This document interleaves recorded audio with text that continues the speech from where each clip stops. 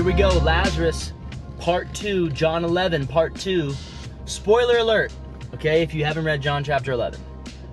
Jesus raises Lazarus from the dead, okay? That's gonna happen here, all right?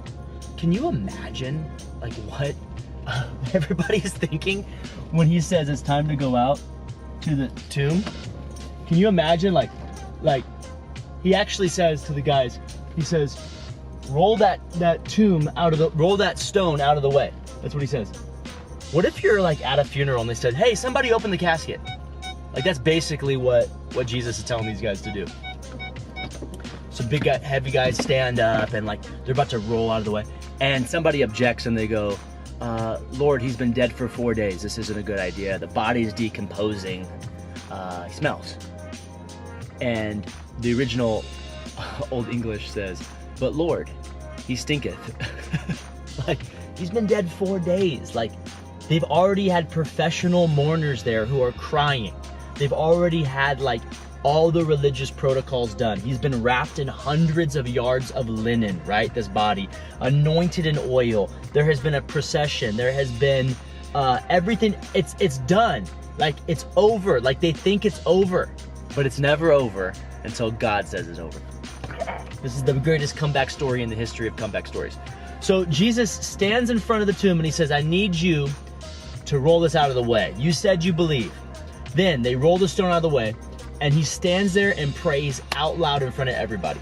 Why does Jesus pray out loud in front of everybody? Because he wanted them to hear what he was saying, right? So he says, Father, I thank you for hearing my prayer. I know that you always hear my prayer. Why does he say that? Because a lot of times when our expectations aren't being met, when we think that God should be doing something other than what he is actually doing or what we perceive him to be up to, okay? We think that he didn't hear our prayers. Jesus is confronting that lie head on, and he just says in front of everybody, thank you for hearing my prayers. I know that you always hear my prayer. I am praying this and doing this so that they may know and believe that you hear prayers. So he walks up to the tomb. He points his finger into this cavern, right? Dark hole. And he says at the top of his voice, doesn't whisper it. Could he have whispered it? Yeah, he could have. He's Lord of all creation, okay? He doesn't have to yell. The volume of his voice does not determine the magnitude of his miracle. But there's something about an expectation when he yells his name. Can you imagine? I mean, if I'm at that funeral, I'm backing up. You know what I mean? Like, I am backing away from the crowd at that moment. Who knows what's gonna happen?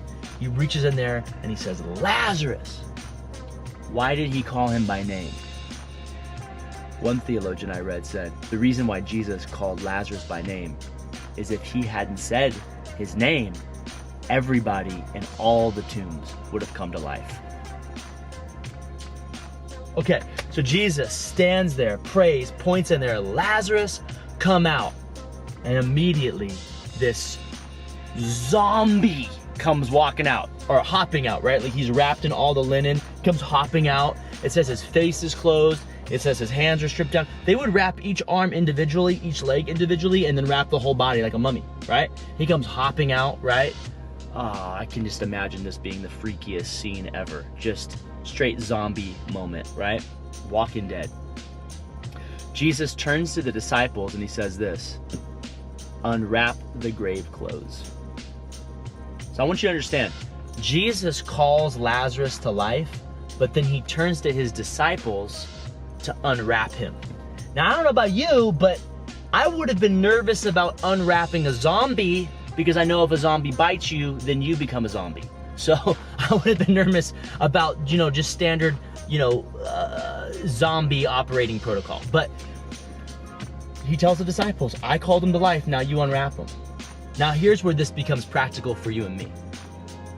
Jesus does the heavy lifting, but the disciples have to go do the scary, uncomfortable, challenging job of unwrapping Lazarus so that he could experience the new life that was before him. You see that? He has life, but he's bound. He has life and freedom, but he's still wrapped. So there's a picture here of new life in Christ. You can be alive, but you can still be bound. And it's the job of the disciples, the followers of Jesus, to come alongside and unwrap the arms. It says unwrap his face and his hands and his feet. Because if you don't unwrap his face, he may be alive, but he doesn't know where he's going. If you don't unwrap his hands, he may be alive, but he doesn't know how to serve God. If you don't unwrap his feet, he may be alive, but he's going to continue to trip up over and over and over again. You see, here's the deal. If you want to experience new life in Christ, you need someone alongside you. And maybe God's calling you to come alongside somebody else and help disciple them and train them and lead them. And that's part of the program here. You know, it's going to be scary to do that. It's going to be awkward. It's going to be uncomfortable. It might even be gross to do that. They might bite you and make you a zombie. But here's the deal. Jesus offers new life. He is the author of life. He is the resurrection and the life. And then he invites us to join him in helping them get free and stay free. I don't know if this is challenging you, but it's challenging the heck out of me. Who are you discipling? Who are you walking with? I love you guys. I'll see you tomorrow. God bless.